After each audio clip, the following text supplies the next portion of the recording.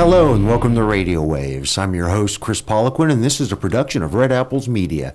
We're broadcasting on WLBE 790 AM Real Country out of Leesburg, Florida. And if you're watching us on television, you're doing so on Lake Sumter TV, Comcast Channel 13, Bright House 498, and CenturyLink Prism Channel 83.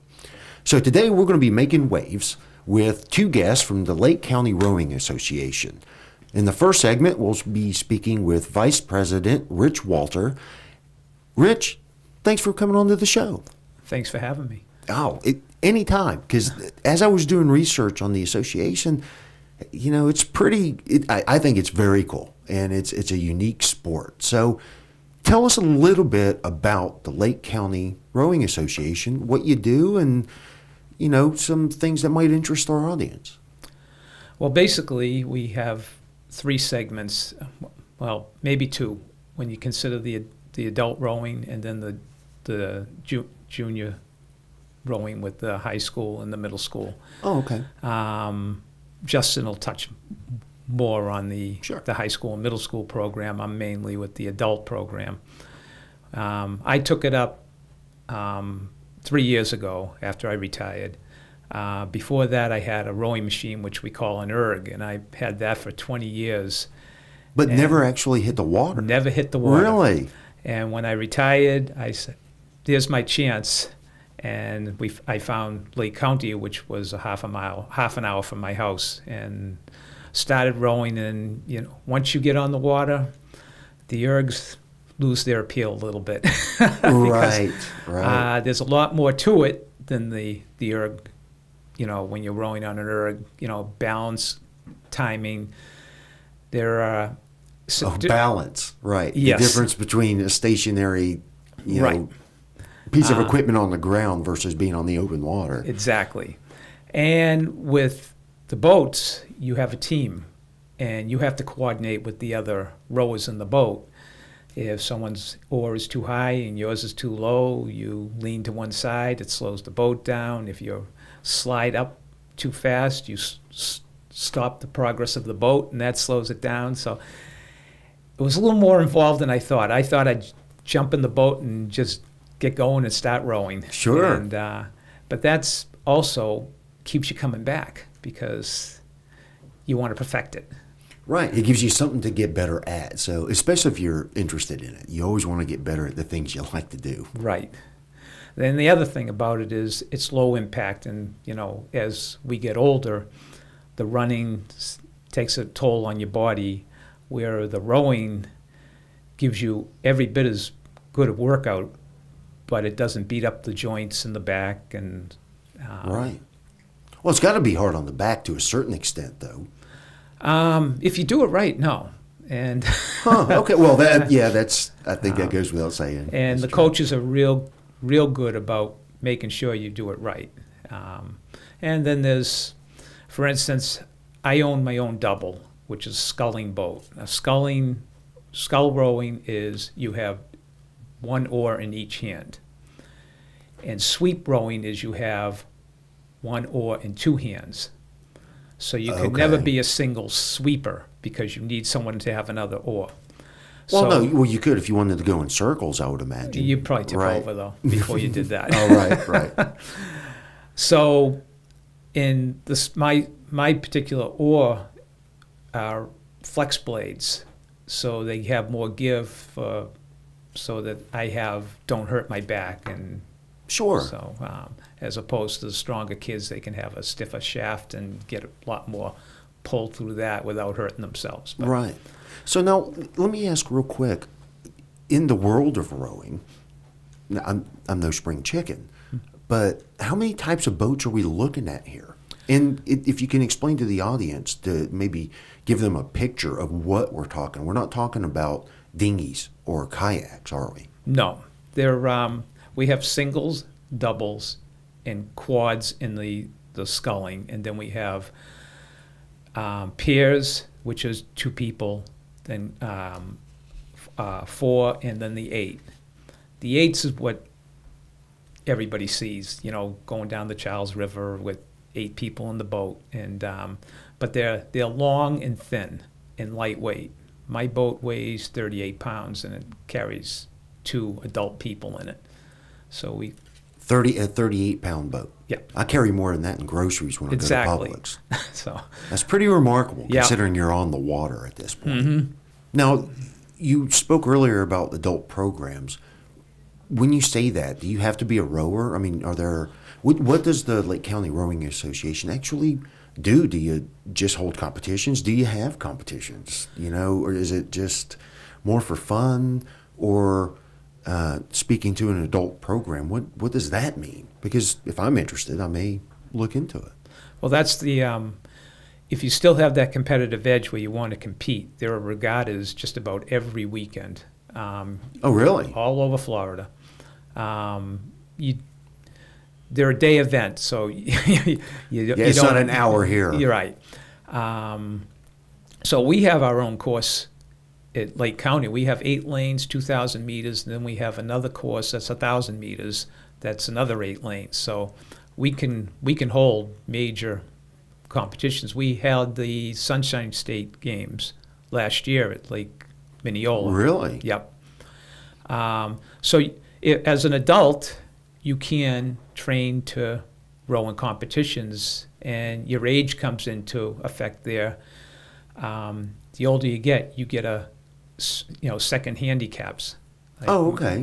I get 32 second handicaps, so I can essentially row against a 30-year-old in the same race, and then wow. Well, that's because you've had a little bit of practice. What if I didn't have any practice and wanted to go at this? Well, we also have Learn to Row. Oh, okay. At our club, and it's 6 lessons with the coaches. They take you out for 2 hours each lesson, and then when you're done, you get the remainder of that month to be in the club and join the experienced adult rowers, and then you can decide whether you want to join. Oh, okay. Okay. So you can kind of go out and, no pun intended, but test the waters. Exactly. See if this is something that you might be interested in. Because, I've always thought about doing different things. And to not have to commit to one thing before I know if I actually like it, it's always been an advantage to me. Because, most sports nowadays require a lot of money. Even child football, right? So even small sports, they cost money. Right. But with that said, I'm all about it if I'm interested in this. Do I have to provide my own? I want to keep calling them the boat. Can I call it? I'd call them boats, or do I have to call them something? Okay. No. Do I have to provide my own boat, or do you have those at your facility as well? We have them. And, okay. Once you're accomplished at rowing, you can start with the sculling. And sculling, you can. With the sweep boats, you have a coxswain that shows you where you're going, and and they kind of control the boat. They're the captain of the boat. And that's the big Harvard image of rowing, right? Right. Big teams in unison. Okay. Once you've been there for a while and you can learn to scull, then you can go out on your own with your single. Oh, okay. And so you can train whenever you want, and go in and get your workout in, and the coach's practices at 7:30. You can be out there at 6 o'clock and go out and do your row, and then join the coach's practice afterwards if you feel. Still have a little energy left, which I usually don't. Look, like I said, I know it's different from kayaking. I've kayaked, and it wore me out. Mm-hmm. I can only imagine the conditioning that's involved with actual, rowing, the sport of rowing, and not casual, I guess, like canoeing. But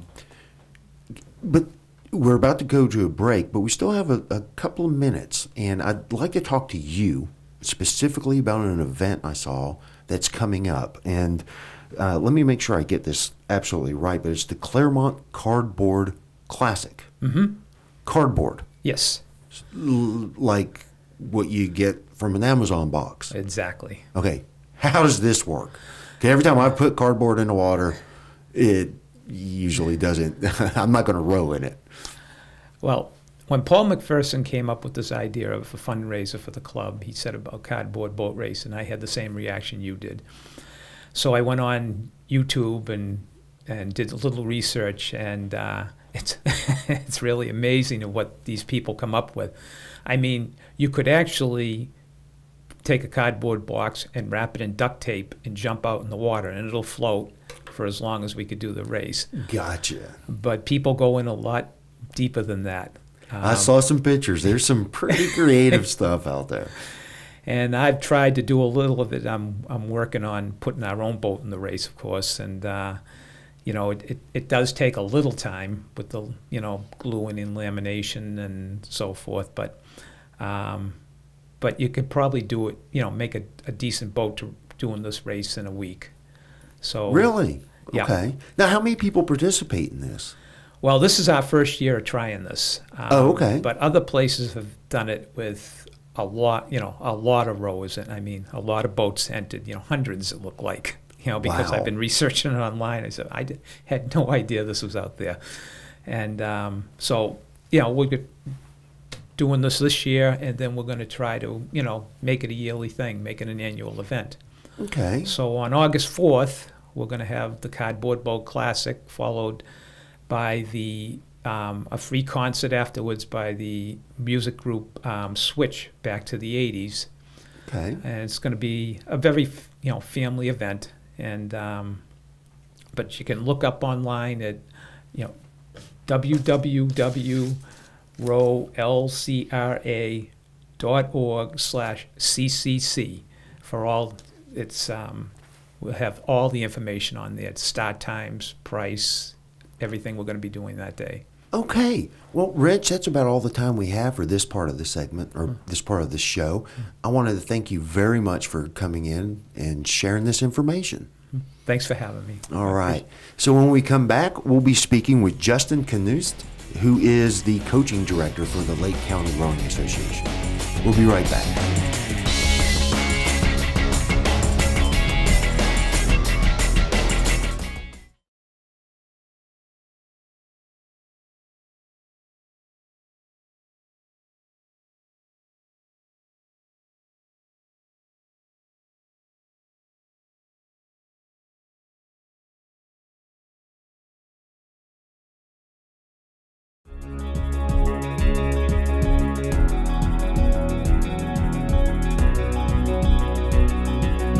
Hi, and welcome back to Radio Waves. Again, I'm your host, Kris Poliquin, and this is a production of Red Apples Media. Today, we're talking about the Lake County Rowing Association. And in our first segment, we spoke with Rich Walter, who's the vice president of that association. And now I would like to welcome Justin Knust, who is the coaching director for Lake County Rowing. Thank you, Justin, for coming. Thank you for having us. Yeah. So there's so many programs, and Rich tried to touch base with it. Sure. But, you know, limited time and so much information. Tell us a little bit about yourself and then some of these programs so our listeners have an idea of what's available for them. Sure. So I've been out in Lake County for about 3 years now as the coaching director.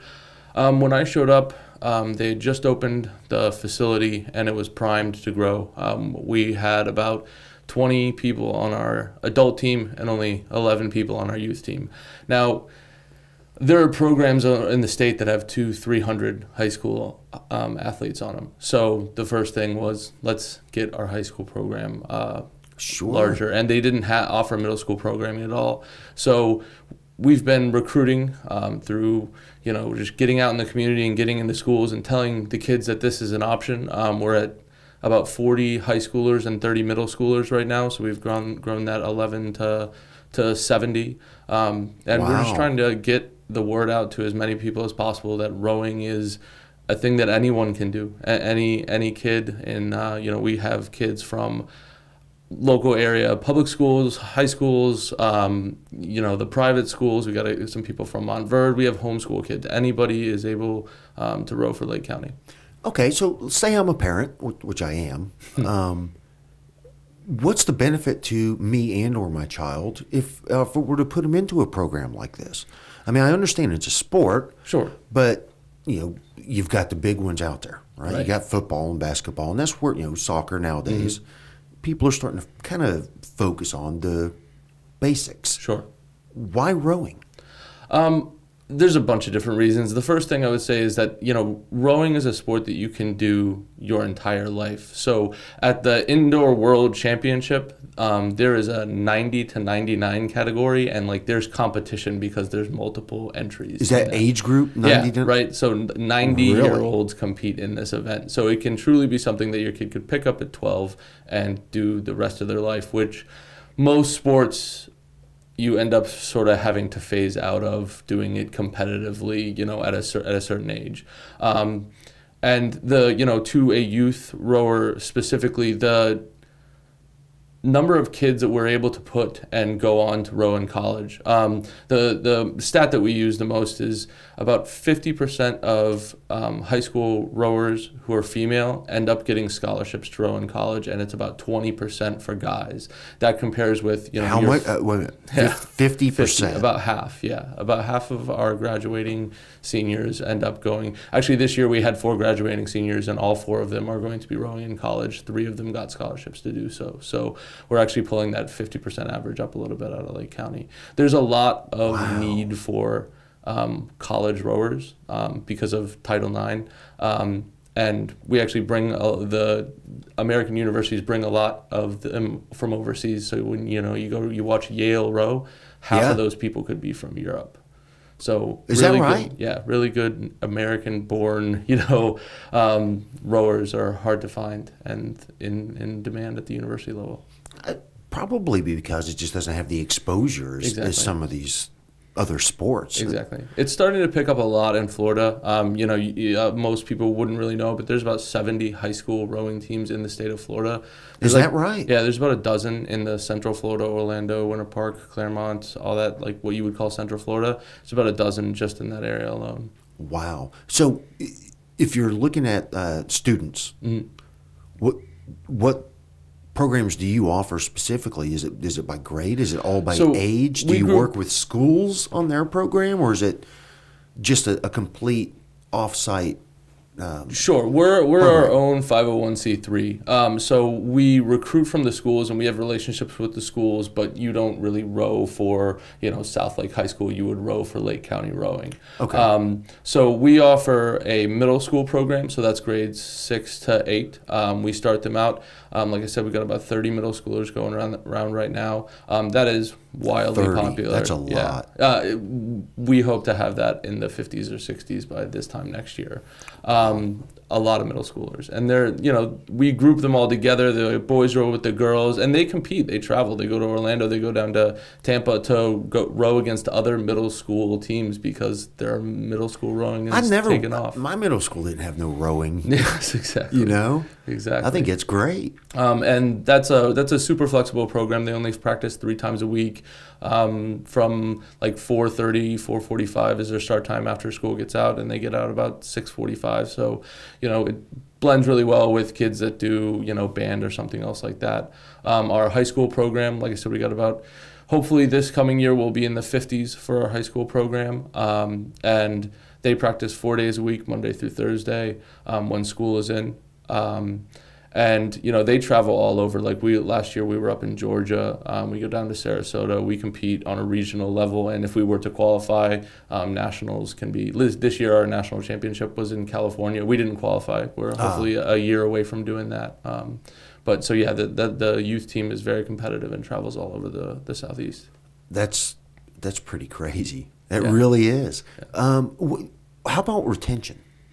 So do you find that kids or children that come in and start rowing, do you find that they just hook, line, and sinker, like, this is cool, I like it? Yeah, if a kid makes it... You have more people staying than you do coming, trying it out, and leaving. Sure. If a kid makes it past week 3, that kid's probably going to graduate with us, Our middle school, so the big part where there might be drop up is from middle school to high school, because you're going to high school. This year we had 9 8th graders, and 8 of them are going to be joining the high school team. So, that's a pretty good, if we only lose 1 out of every 9 as they jump up to high school. So that's pretty good. These kids find the sport, and they just fall in love with it, and it just becomes, seriously a part of their identity and who they are.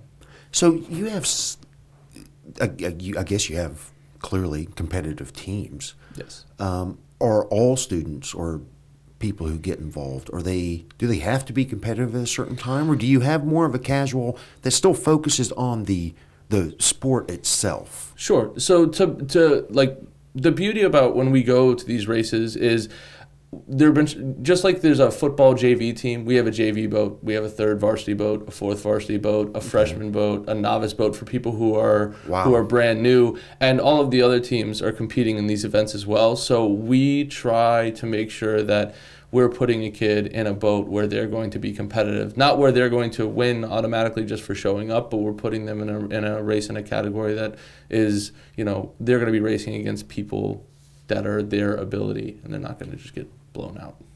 Yeah, because again, I don't want to deter anybody from giving this a shot. Yeah. Because you know, I keep calling it a sport, and I say that's accurate, correct? Sure. Yes. So it has benefits outside of just, you know, college scholarships, right? I mean, you're being active out there. Yeah, yeah. I mean, you know, these kids, I talk to a lot of parents, and so like I said, our high school team practices 3 to 6, and I tell most of them, like, most high schoolers really aren't that productive from 3 to 6 p.m. anyway. You know, it's a lot of time on the phone, time playing video games. Games. Yeah, right. They don't start their homework till 7:30, 8 o'clock, whether they were doing something or not. So let's use that 3-hour block, and they're doing something productive. They're learning this, you know, teamwork skills, leadership skills, and on top of that, you know, they're getting physically fit. You know, we take kids who come in that may not be, you know, I was one of them. I got cut from freshman football in the high school I was in Orlando, you know, and then rode for 4 years and got recruited by Brown and Harvard. So, like, I was not an athlete at the age of 14, but by the time I was 18, I was, you know, one of the better rowers in the state.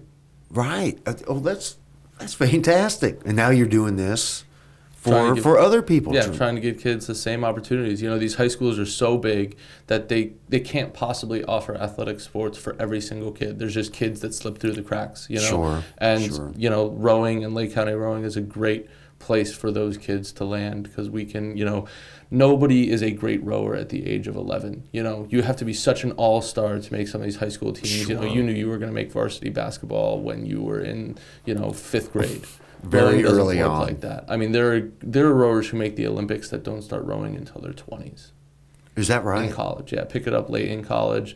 There's one woman who rowed down in Rio who started at 23, and she was 27. Wow. Yeah. Wow. Okay. So then let me ask you this. With all of these programs, where do you do this at? Rich spoke a little bit about your facility and 8 lanes, and I pretend like I don't know what any of that is, because truthfully I don't. I'm thinking like swim lanes. Yeah. Is this can you describe the facility and the location so that people can maybe want to, you know, explore this for themselves? Absolutely. We have a beautiful boathouse that the city of Claremont helped us out with. It's on the south side of Lake Mineola, kind of down near where they do the fireworks in downtown Claremont. There's a triathlon beach down there that they're going to be opening up in, I think, a week or two. So we're right there by downtown Claremont. The lake is perfect. It's about 6 miles around, so it gives us a fair amount of water that all of these kids can be out there, and it's not like we're running into one another. So it's a big body of water. As Rich said, we've got a race course that, you know, we can pull in and out. And your analogy to swimming like lanes, that's kind of what it is. Obviously, a lot bigger. They're about a mile. See, I am smarter than I thought. They're about the course itself is about 1.25 miles long, and the lanes are a little bit wider. Yeah, yeah. How fast can they say? I don't want to say competitive because I don't want to scare people off, but how fast will one of these boats move a mile and a half, or whatever the race length is? So yeah, we race about 2,000 meters, and you know, like our sort of goal time for our guys is right about like 7 minutes or so. You know, women is 8, so you know they're moving at a pretty good clip. Yeah, you know, I coach from just a 14-foot John boat, you know, like a little, and I've got a 15 horsepower motor on it, and like, you have to put some throttle behind it. You're not trolling motor, you know, like you got to bring some throttle to it to keep up with these kids when they get cranking. So they move pretty fast. That's fantastic, because again, I've seen it in the Olympics. Sure. And I just never knew exactly how fast they went. I guess I could have looked at the little timer on the screen, but because it wasn't a sport that I was up until really recently even considered. So if someone was interested in maybe getting information or trying it themselves, where can they get that information? Sure. Right now we're actually running youth learn to row camps, and so it's just a week, $99 from noon to 2:30. You know, we've had 70 kids come through the boathouse already. We've got 3 more weeks. It's just Monday through Friday, and I tell people that's the easiest way to get exposure because it's low commitment. You can try it for a week. Usually at the end of that week, your kid's gonna know, yeah, this is something I want to try out. No, this is probably not for me. You know, so that's the easiest way. Our big recruiting push coming into when school starts, August 25th, which is a Saturday, we do an open house at the boathouse from 9 to noon. Okay. And that's just, you want to come see what this is all about, take a 15-minute tour of our facility, you know, and then we sort of get new people in there after Labor Day. And we actually let them try it for the month of September from Labor Day to the end. Just try it for 3 weeks and see if it's something that you want to do before we start talking about joining the team and dues and all that sort of stuff. Oh, that's great. That's absolutely fantastic. And you may see me down there, truthfully. Come check it out. Really, I think it sounds like a blast. Yeah, it's great. And I could use a little more exercise nowadays. There you go. Well, Justin, I want to again thank you for coming onto the show. We're going to have to wrap this up.